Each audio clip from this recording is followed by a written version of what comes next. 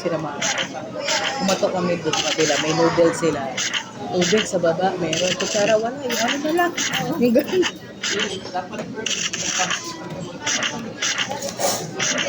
Ano yung sabi ko nga, ito na paka hands-on na mag-asawa na makapipili. Sabi ko lagi sila.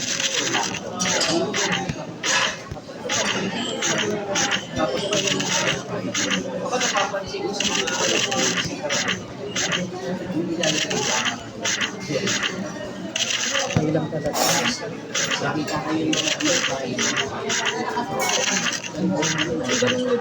May ganun mindset. Ano?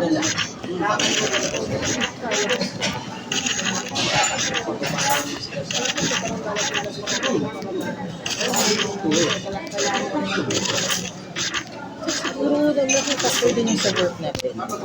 Masyado kang responsible, multitasking, ganyan. Ganun. Parang ano gusto mong magawa lahat o ikaw ano.